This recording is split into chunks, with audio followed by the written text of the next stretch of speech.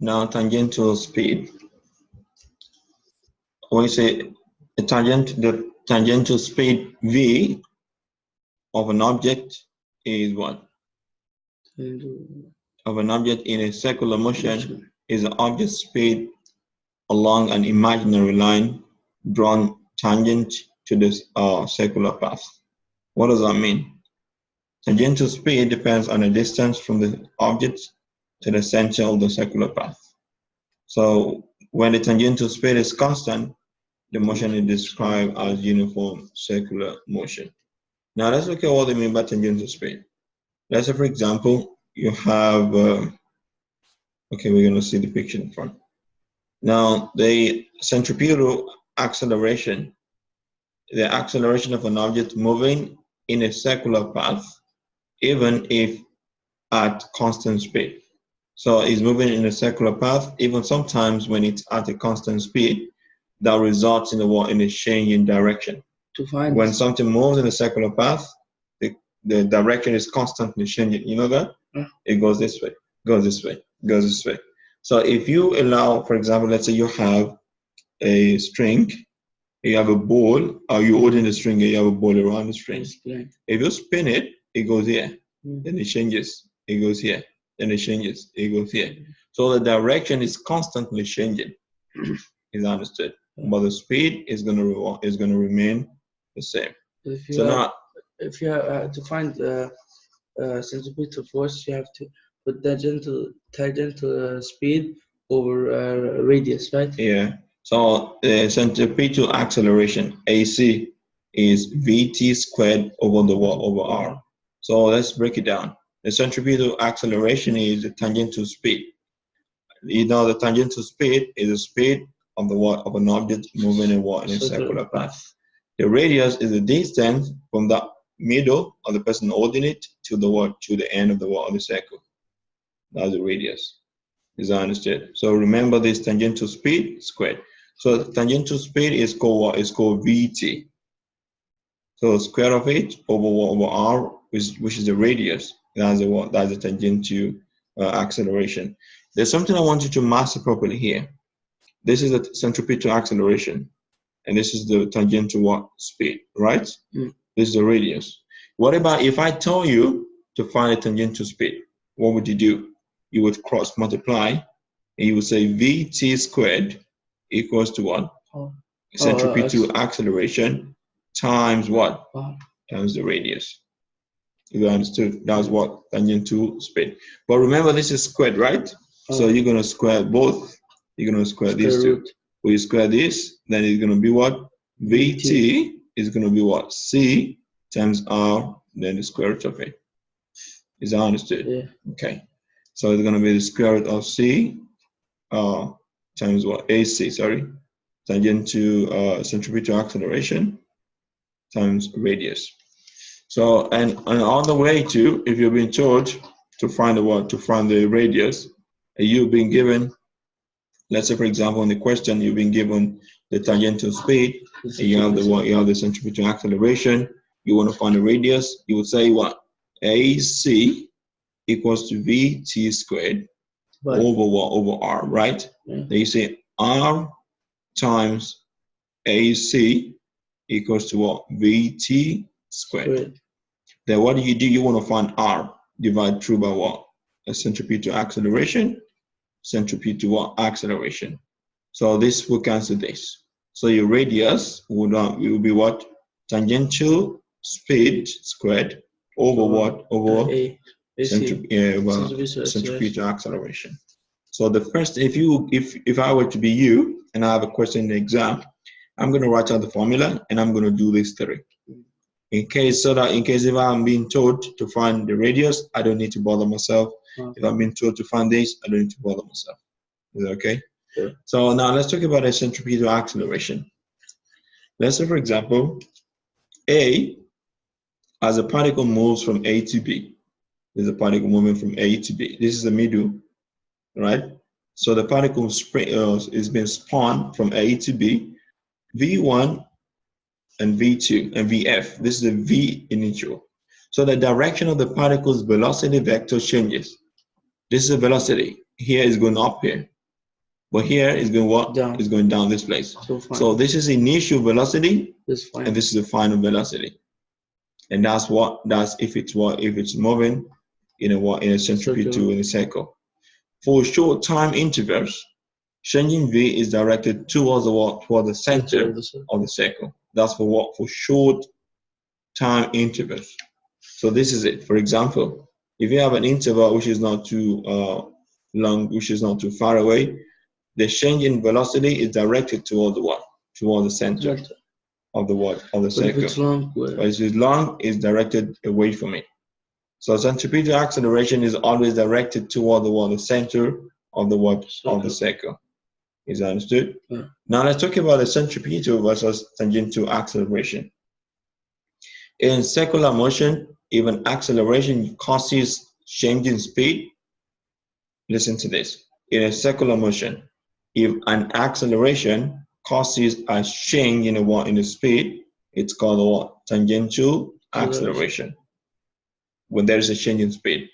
In normal physics, we know that acceleration equals to what? Change in velocity over what? Over time. Did you remember that? This is a normal thing we know in physics. So if there is a change in speed or change in velocity, there is what we know as what? Tangential acceleration. So remember that you're going to use the time which it took to change in the speed from the initial to the final. Now, to understand the difference between centripetal and tangential acceleration, consider a car traveling in a circular track, maybe in a roundabout, driving in a roundabout. So if you're driving a car, what would happen?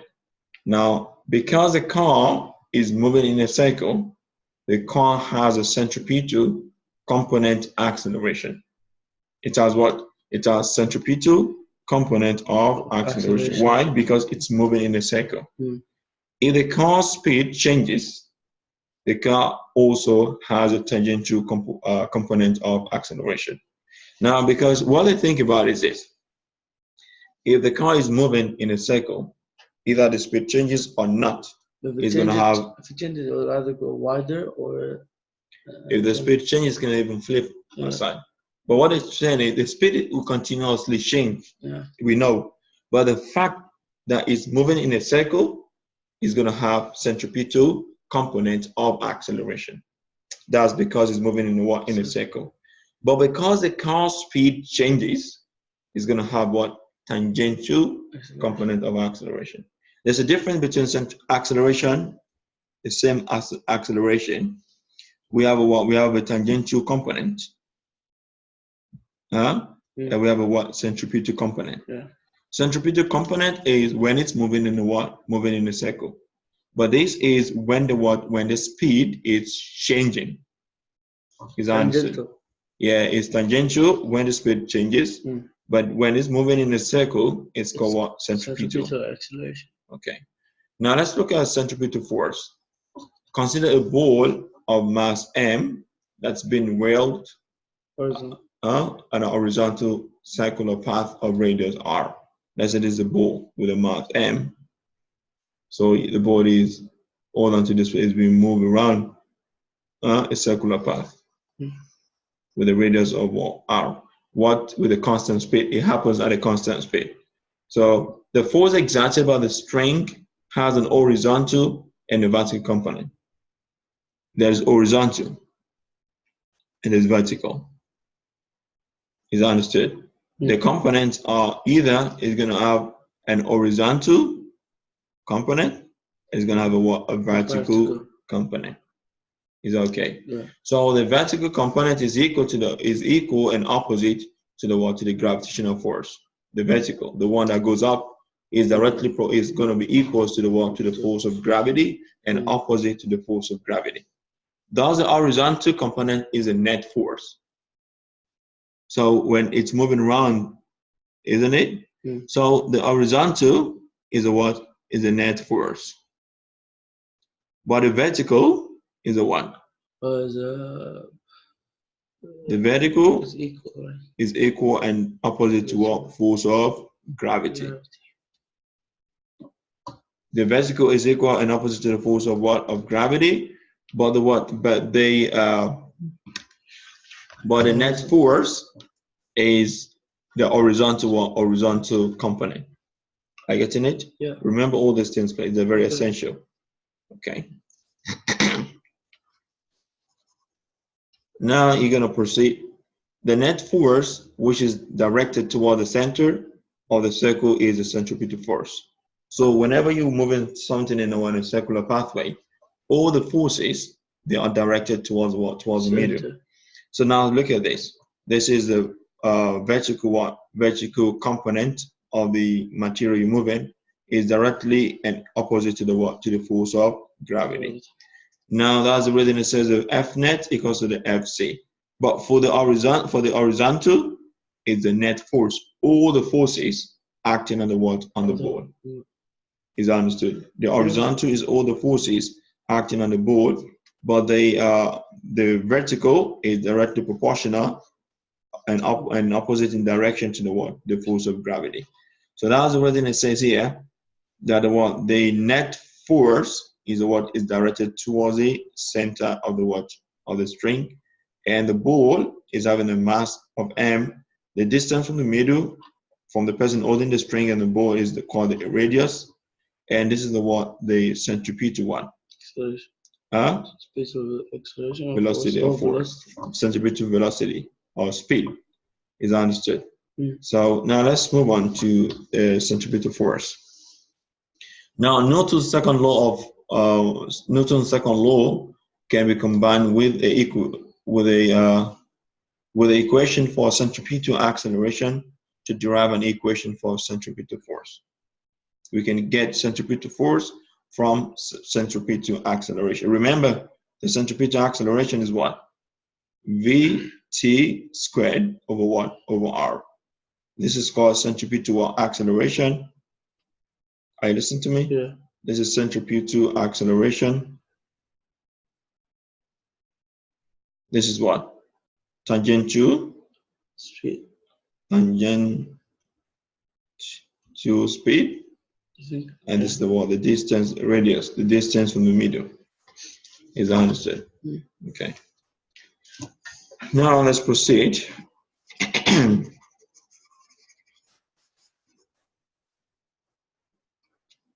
So now let's move on. AC equals to V, which I already written for you.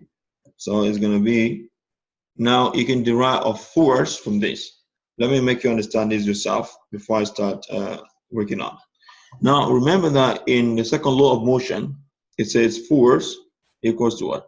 Mass times acceleration. Remember the first law of motion? It says an object at rest remains at rest. An object in motion remains in motion on a straight line at a constant speed until it's been acted upon by external forces. That's the first law of motion. The second law of motion says the force acting on an object depends on the mass and the acceleration. If you're running and you stumble on a small boy, you would have more force than the boy because you've got more mass than him. You got like mass of 100 kilograms. You're moving with an acceleration of around 5 meters per second squared. This is acceleration, and this is your what? This is your mass. And this boy is got a mass of 50 kilograms and moving at around 10 meters per second squared. You would stumble on him because you've got what? More force. How do I know if you got more force? 100 times 5 is going to give what? 500 Newton, right? And it's going to have what? 50. Okay, let's say this is 8. It's going to be the same. Let's say this is 8 meters per second. 50 times what? Times 8. That's going to give what? 400 Newton. So you would have more force than the guy because you've got what? You've got more mass than the what? Than the boy. But his acceleration is more than yours, or your mass is more than his. So now we can use this F equals to mass times acceleration to find what is going to be what? Centripetal force. Once you know what centripetal acceleration is, you can know what centripetal force is. 50 times 100 is 500. Yeah, 50 times 10. 5 times 200. I said 100 times 5. Oh, 100 times 5, Yeah. 5 times 50. No. So force equals to mass times acceleration, right? And acceleration is what? Is this. So you're going to put acceleration in place of this. You say F equals to M. You're going to put this for acceleration. Is that understood? Yeah. It's going to be what? VT squared over R. What are we looking for? We're looking for centripetal force. So now your centripetal force, FC, is going to be equals to mvt squared over what? Over R. Is it easy? Pretty easy. Just substitute the what? Substitute the value for what? For AC into A. You're gonna get your centripetal force. Now let's see what's been done in the it's very good to know how they got the equations. Did you see FC equals to MAC equals to MVT squared over R. Is that okay? Yeah. So the meaning is centripetal force is mass times the tangential speed squared over what? Radius of a circular path. Remember, Majid, these things are very, very important. This is very important, and this is also very what? Important. Is that understood? This is called centripetal acceleration. And centripetal acceleration is Vt squared over R, while the Vt is tangential speed squared over the radius. While you can derive you can derive your centripetal force from having a centripetal acceleration. You're just going to put this value into F, I said Fc equals to MAC. The normal equation is F equals to MA. This is normal force, is mass times acceleration. But because we're dealing with centripetal force, you're going to write FC. And we're dealing with centripetal acceleration, you're going to write AC. Is that understood? Yeah. So this is it. So anytime you find AC, you're going to put in this value. So you're going to say FC equals to what? Equals to M, then VT squared over what? Over R. Is it easy? Yeah. Okay. Now let's see, maybe there are some questions here for you. Centripetal force is simply the name given to the net force of an object in uniform circular motion. Any type of force or combination of forces can provide this net force. Is that understood? For example, friction between the race car's tires and a circular track in a centripetal force that keeps the car in a circular path.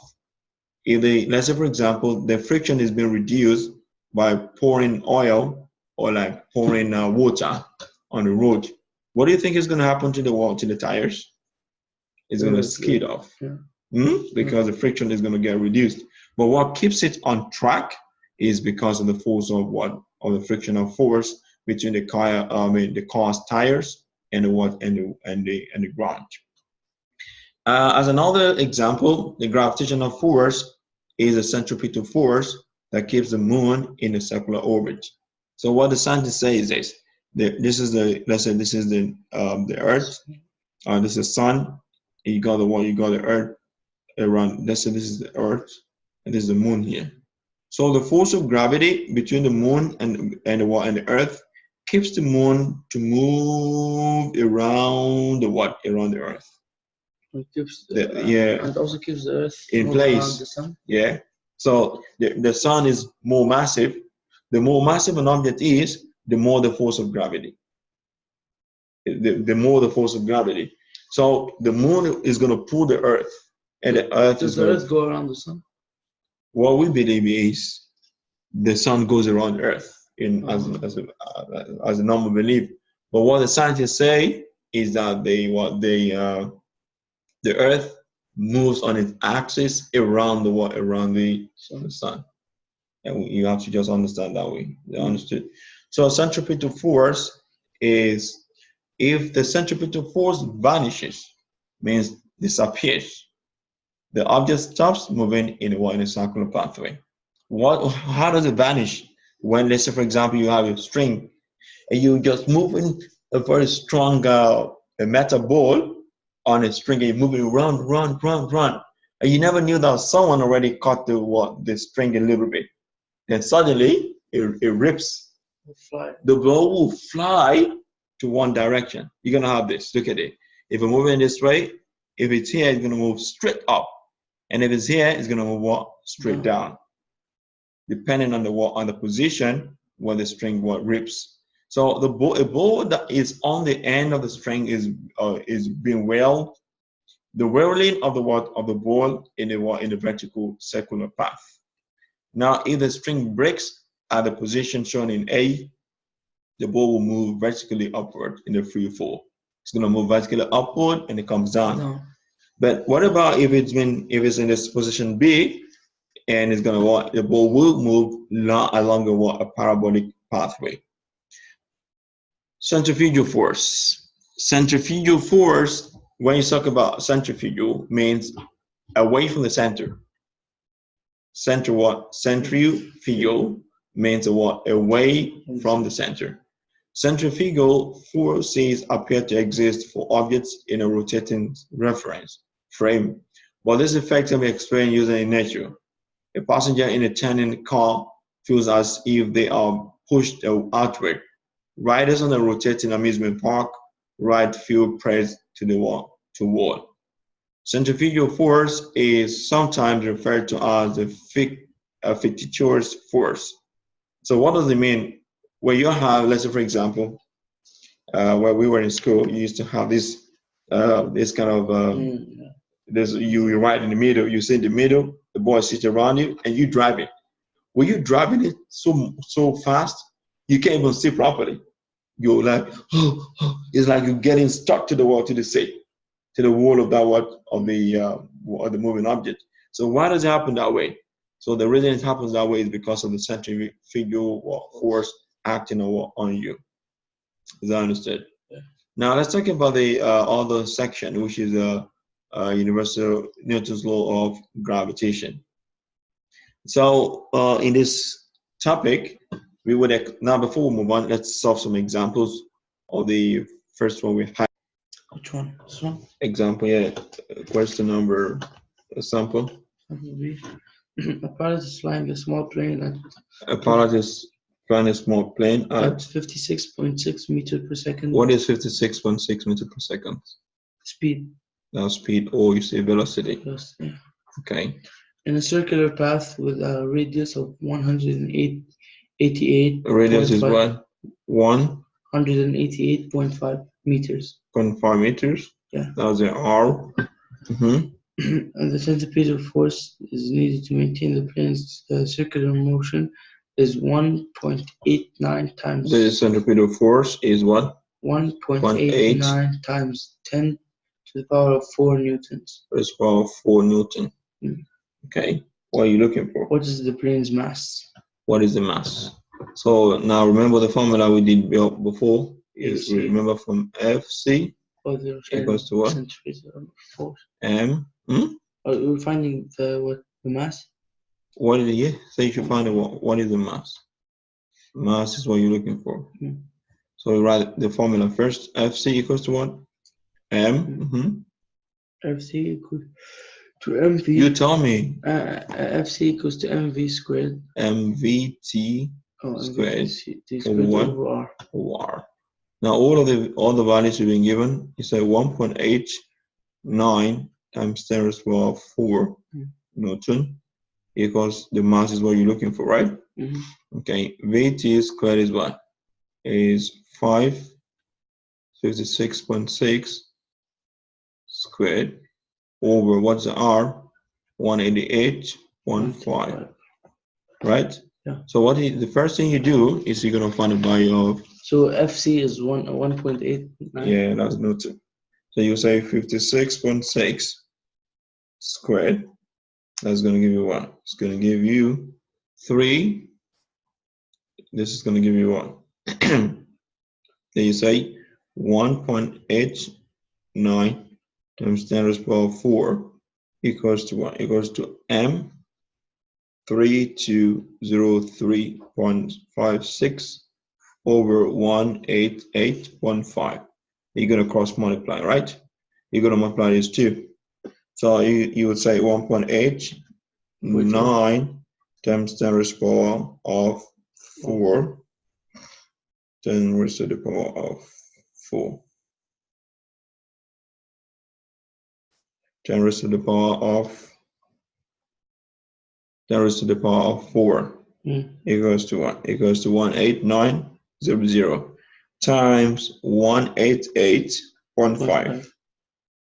So that's going to give you what? That's going to give you 3562650 equals to M3203.56.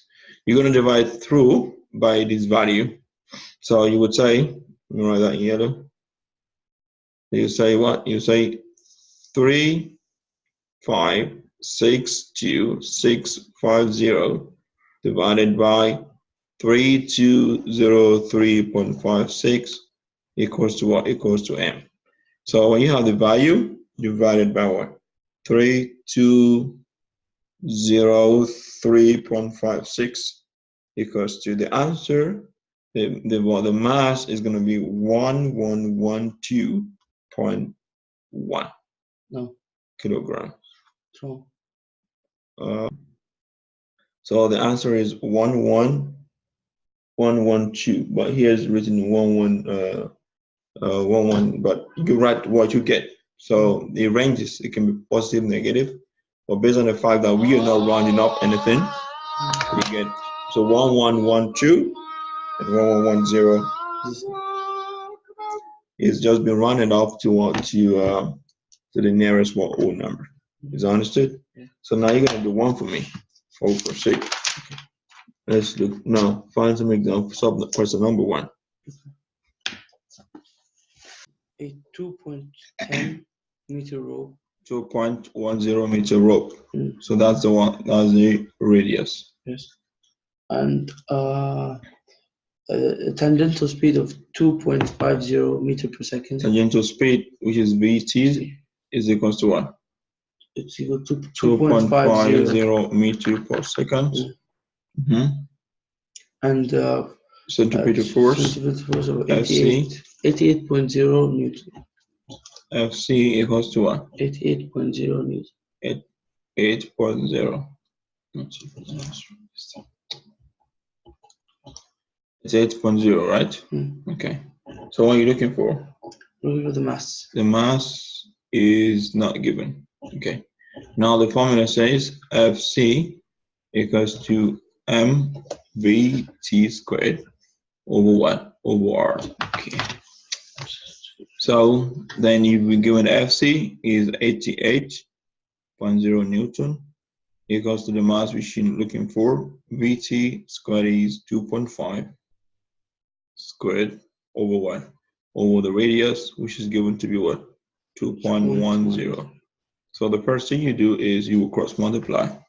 You would say 88 times 2.10. That's going to give you what? 184.8. 184.8. 184.8 equals to m.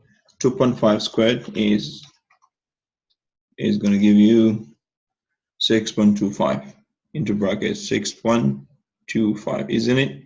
So what would follow afterwards? You're going to divide through by 6.25. 6.25. This cancels this. So the m, which is the mass, would be 184.8 divided by 6.25, isn't it? So that gives you what? That gives you 29.5. It gives you what? 29.56. Or you rather say approximately 29.6 what? 0.6 kilograms. That's the mass. Is that what you got? 30. You got 30. 29.630 can be accepted, inshallah. I mean, read the question to me. The bicyclist is riding at a tangential speed of. At what speed? tangential speed. Tangential speed. Yeah. Of what? Of 13.2 VT. meter. 13.2. 13.2 meters per second. Per second. Okay. And the magnitude of the centripetal force is 377. So the magnitude means the force is what? 377 newtons. 377 Newton. Okay. And the combined mass of the bicyclist rider and the rider is combined mass, yeah, right? Yeah. Okay. It's 86.5 kilograms. 86.5 kilograms. Okay. What is the track's radius? What is a track's radius? The radius. Okay. Now the normal formula Fc equals to m vt squared over 1 over r. Now you've been given the force to be 377, then equals to m is given to be 86.5 times vt 13.2 squared, right? Over the r. Now the first thing you're going to find is you find the square root of 13.2. You find the square of 13.2. That's going to give you what? 174.24. It is 6.5 times 174.24. Okay. 174.24 over r equals to 377. So when you cross multiply, you're going to have 377r equals to, let's multiply 174.24 times 86.5. That's going to give you 15071. 15071.76. You're going to divide through by 377. 377. When you do this, you're going to have our remaining, the answer divided by 377. That's going to give you 39.978. R equals to 39.98. Is that what you got? Yeah. Good. R is equal to 39.98. What is it? What is going to be the unit? Okay. Meters. Is that understood? Yes. So it's pretty easy. Now let's do another one. A dog sits at 1.5 meters.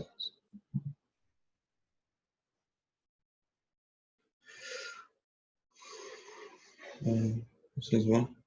A dog sits 1.50 meters from the center of the merry-go-round. As a radius? Yeah. Okay. And the tangential speed is 1.80. Tangential speed is what? 1.80 meter per second. 1.80 meter per second. Okay. And the mass is 18.5 kilograms. The mass is 18.5 kilograms. Okay. Now to find the centripetal force. Centripetal force. It's pretty easy. Say Fc equals to what? mvt squared over r. So the mass is given to be what? To be 18.5. The Vt is given to be what? 1.8 squared, right? Then over the radius, which is 1.50. So what's the next thing to do? 1.50.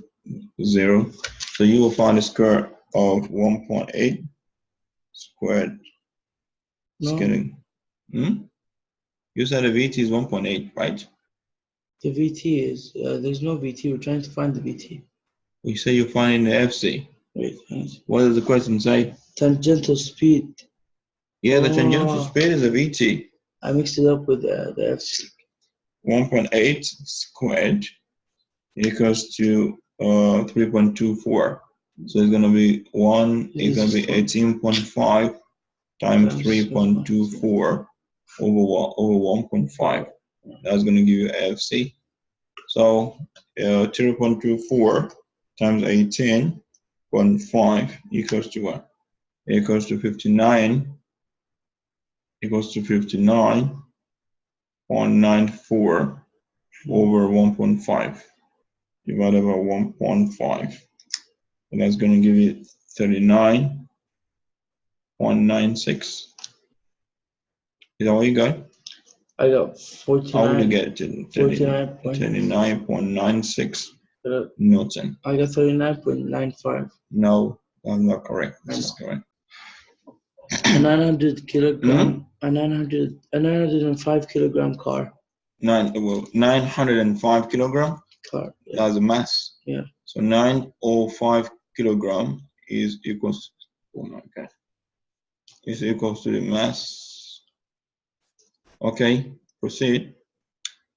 Travels around a circular track with a circumference of 3.25 kilometers. Now the circumference of a circle is equals to what? 2 pi r, and it's given to be what? 3.25 kilometers. 3.25 kilometers. Okay. If the magnitude of the centripetal force is 2,140, the magnitude is 2,140 newtons. 140 Newton. What is the car's tangential speed? Now, what is a VT? That's what we're looking for. Now, the formula says FC equals to what? M VT squared over what? Over R. Now, you need to get the alpha male. What do you do? To find the R, let's use a white pen. So you would say 2 pi R equals to 3.25, isn't it? Then 2 times pi is 3.14, right? Times R equals to what? 3.25. So you would say 2 times the formula for finding the circumference of a circle is 2 pi R. Is understood. And it's been given to be 3.25. So you would say 2 times 3.14 equals to what? Equals to 6.28. 6.28 R equals to what? 3.25. You want to find what the radius is. You're going to divide through by what? 6.28. 6.28. So the R equals to 3.25. 3.25 divided by 6.28. So that's going to give you 0.5. The radius is 0.5. 0.5 what? Kilometers. Is that understood? Now you found the radius, then you plug in the values. So your FC is given to be what? 2140 equals to, what is the M? The M is 905. And what is the VT? That's what you're looking for, right? VT squared. Over what? Over the radius, which you just found. The radius you just found to be what? 0.5. Is that okay? Then what would you do here? You will cross multiply. 2140 times 0.5 equals to 905 VT squared. So what would you do? The next thing to do is to multiply 2140 times 0.5. That's going to give you 1070. 1070 equals to 905 VT squared. Remember, you're going to divide through by 905 because you want to make this a subject to formula, right? That's what you're looking for. So when you divide the answer by 905, you will get 1.18 equals to what? VT squared. Remember, this is in squared, so you have to change it. So you find out what? You find the square root of this. You find the square root of this. So this cancels this. So the VT, which you're looking for, right? Yeah. So the VT, which you're looking for, is equals to the square root of 1.18. So the square root of the answer is equals to what? Equals to VT equals to 1.08 what? Meter per second. Meter per second. This is pretty easy. Now write it in your copybook. Fast. So now we're going to stop here today.